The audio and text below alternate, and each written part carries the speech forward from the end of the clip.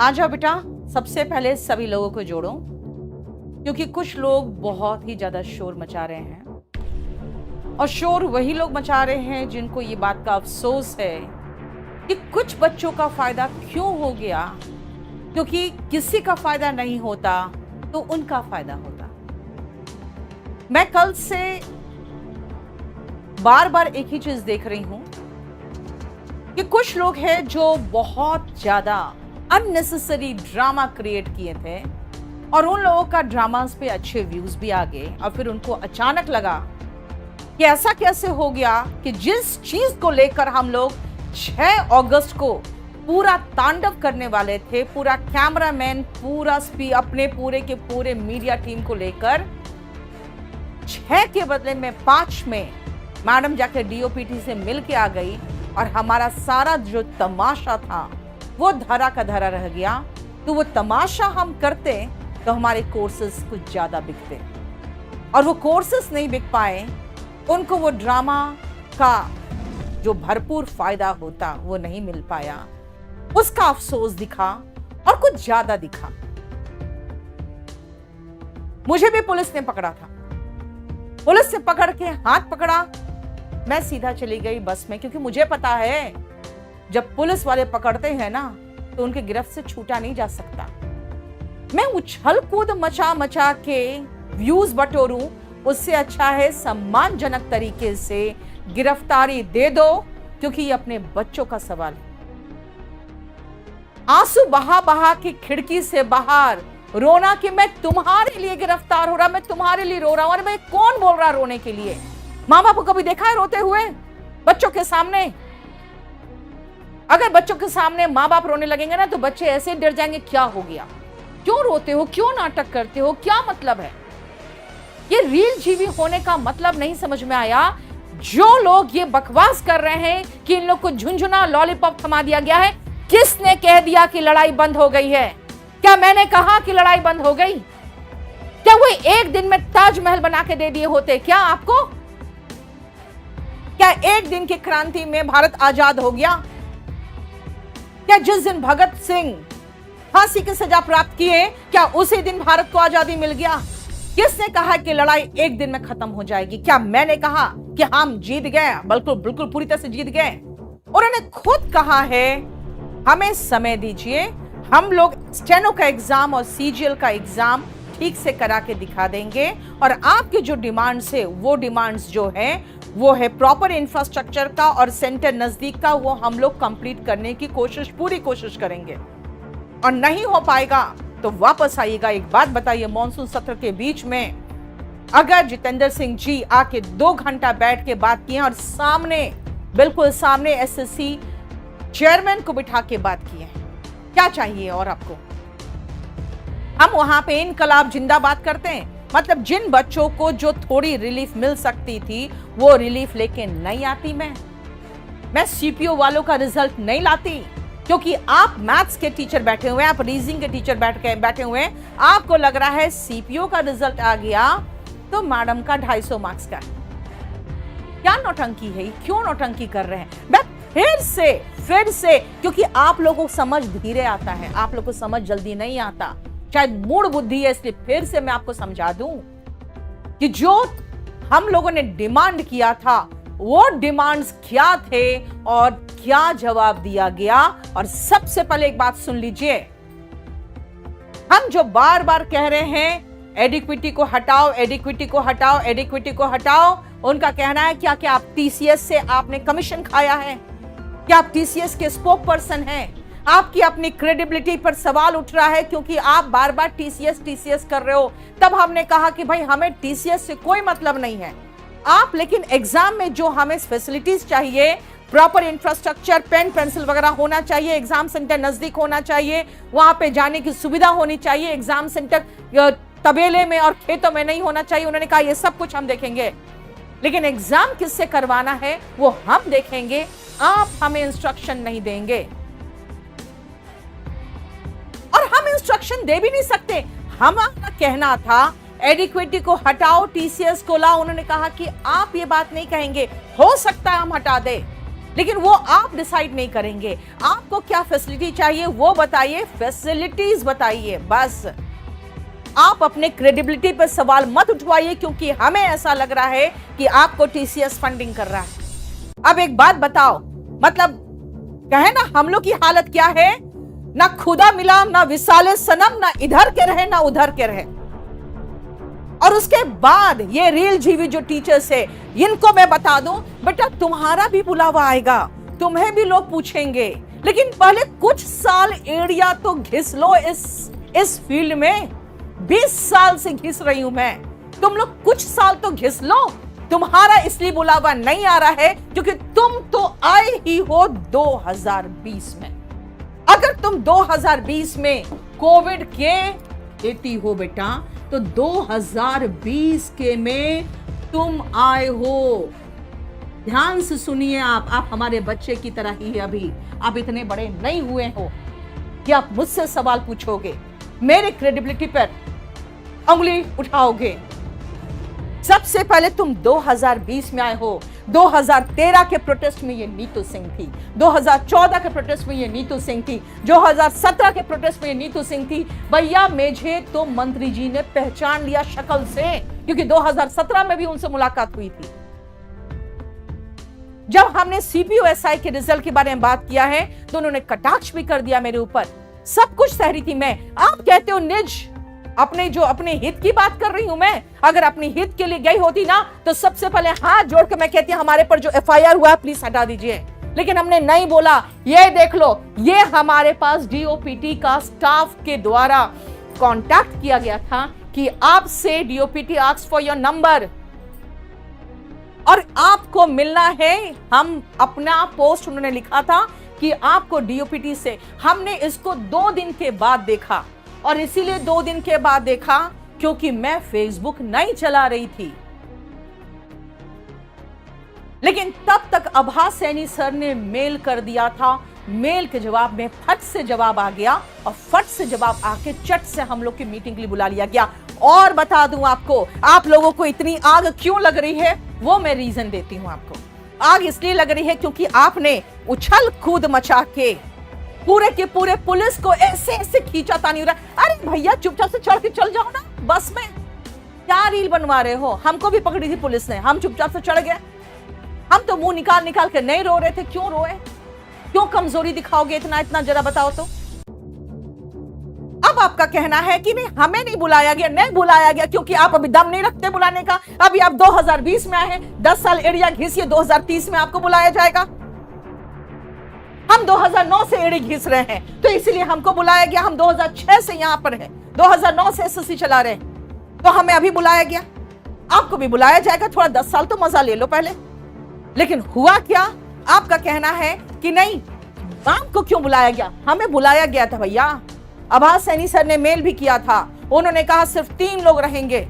हमने चौथा मतलब रिक्वेस्ट करके अभिनय शर्मा का नाम डलवाया, क्योंकि अभिनय शर्मा शुरू से इस मुहिम में शामिल थे। इसीलिए 4 लोग ही तो थे ना। जो 31 जुलाई को बात हुई थी, सिर्फ 4 लोगों की ही तो बात हुई थी जाने की। सब टीचर्स पीछे थे। 4 लोग का ही नाम दे रहे थे। पुलिस पकड़ को उठा के ले गई थी, 10 घंटे अंदर रखी है, ठीक है, और एफआईआर भी दर्ज कर दी। 4 घंटे 4 लोगों का नाम उस दिन भी था, 4 लोगों का नाम अब भी था। उन्होंने स्पेशली जब मीटिंग, पहला हमारी मीटिंग 2 चरण में हुई। पहले चरण में हमने उनके निजी स्टाफ से, हमने जो बहुत टॉप मोस्ट ऑफिसर थे उनको हमने बहुत अच्छे से समझाया। लेकिन उन्होंने निकलते निकलते कह दिया कि आप बाहर जाकर नहीं बताओगे कि क्या हुआ है। फिर हम लोगों ने हाथ जोड़े कहा कि सर बच्चे इंतजार कर रहे हैं कि आप, हम लोग की जो मीटिंग आपसे हुई है उसके बारे में बताने के लिए हमें जरूरी है। हम आपका नाम नहीं लेंगे, लेकिन हमें मीटिंग में जो हुआ बताने दीजिए। फिर हम लोग बाहर निकल कर आपको बताया कि हमें 5 दिन का समय दिया गया है। हमारी सारे प्रॉब्लम सुने उन्होंने, हमने समराइज भी कर दिया। उन्होंने कहा आपको समराइज करने की जरूरत नहीं है, हमको सब याद है, एकदम जुबानी याद हो गया आपके जो प्रॉब्लम्स है। आप जाइए, 5 दिन के बाद बुलाएंगे। हम आधे रात से आए हैं, तब तक बुलावा आ गया कि आ जाइए। नीचे से मेरा स्टाफ ने मैसेज किया, मैम एसएससी चेयरमैन आ चुके। फिर तुरंत खबर आई कि जितेंद्र सिंह जी आ चुके। ये दोनों आ चुके। अब आप समझ रहे हो, दोनों आए हैं स्पेशली मिलने के लिए। तो बेटा बुलावा जिसको आता है वो जाता है। सब लोग हल्ला मचा के नहीं जाओगे, अभी तुम 2020 में आए हो, थोड़ा सा एड़ी घिस लो, उसके बाद बुलावा आएगा। जो चीजें मैंने कल बताई है मैं फिर से रिपीट कर दूंगी, क्योंकि देखो मैं बहुत सारी बातें इसलिए नहीं करना चाहती क्योंकि मैं टीचर हूं और टीचर के खिलाफ बोलना नहीं चाहती। जब लाठीचार्ज हुआ ना तो सब भाग गए थे, लेकिन पुलिस चारों तरफ से घेराव की हुई थी, इसे सारे के सारे चढ़ गए। और चढ़ते वक्त भी पूरी नौटंकी की हो, जरूरत नहीं था इतनी नौटंकी की, जितनी नौटंकी की हो, बुक्का फाड़ फाड़ कर रोए हो, जरूरत नहीं था इतनी नौटंकी की। अब बताती हूं मैं, सुनिए ध्यान से।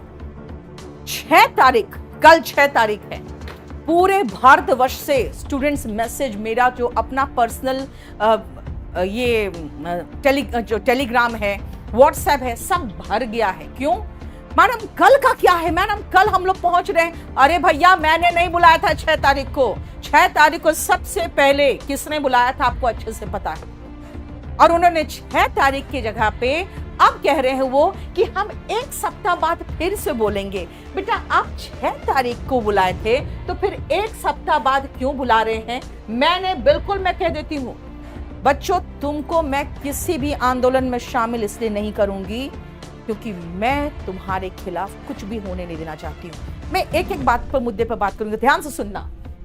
अब 1 वीक का टाइम क्यों मांगा गया है पता है? क्योंकि आज है 5 तारीख और 1 वीक के बाद हो जाएगा 12 अगस्त। फिर वो आके कहेंगे बेटा देखो 15 अगस्त आने वाला है, तो 15 अगस्त के कारण हमें दिल्ली पुलिस परमिशन नहीं दे रही है। फिर बातें आई गई हो जाएगी। जब आपने 6 तारीख को बुलाया तो ये मुझे बताइए, क्या आपने बच्चों को ये इंफॉर्मेशन दिया कि 6 को नहीं आना है? मुझे बताइए ना।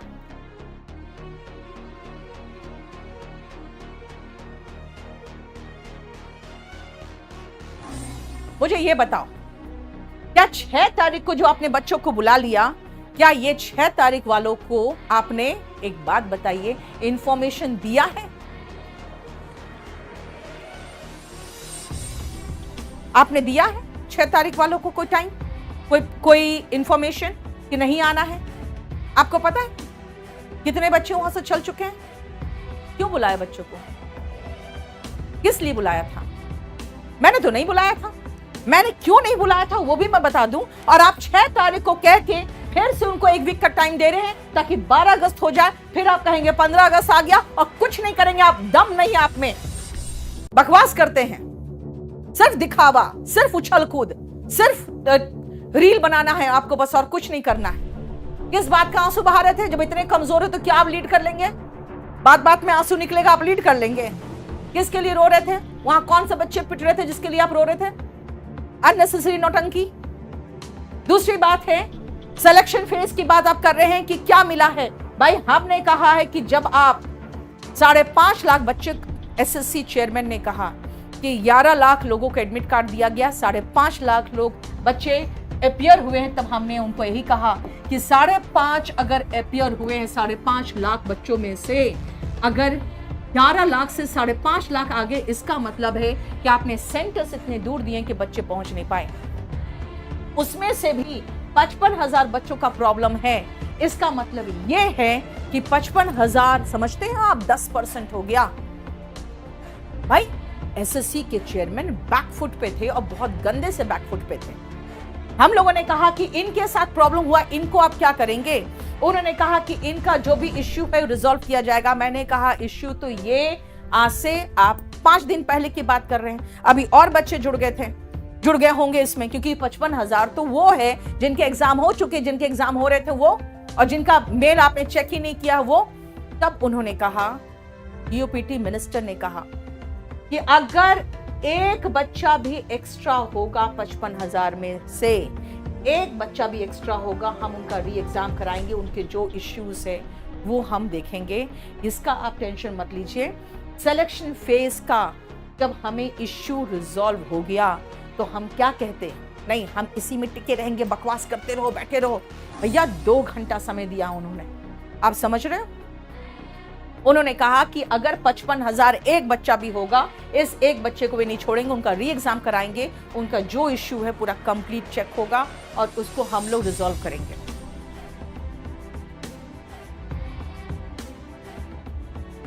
उसके बाद आपने क्या, सीपीओ का रिजल्ट क्या है? सीपीओ, अरे भैया 3,000 बच्चे हैं, अगर सीपीओ वालों का रिजल्ट आ रहा है 1 वीक में, तो आपको इतनी इसलिए जल रही है क्योंकि इसमें 250 मार्क्स आता है 400 में इंग्लिश में।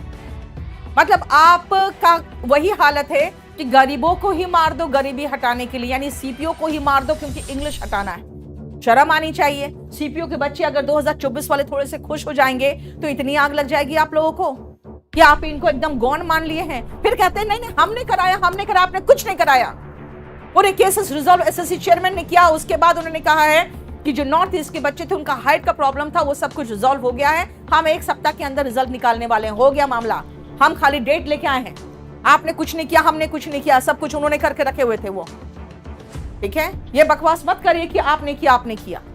सबसे पहले एक बात बताइए, आप जो बार बार कह रहे हैं निजी हित, निजी हित, निजी हित, क्या बकवास? हमें तो निजी का स्पेलिंग भी नहीं आता है क्योंकि हमने निजी कभी सोचा ही नहीं। अगर हम निजी की बात करते ना तो हम लोग जो 4 टीचर गए हैं, चारों पर एफआईआर है। मेन एक्यूज्ड हो या साथ में हो, चारों पर एफआईआर है। हमने एक बार भी एफआईआर के लिए रिक्वेस्ट नहीं किया है कि हमारे एफआईआर वापस ले लिए जाए।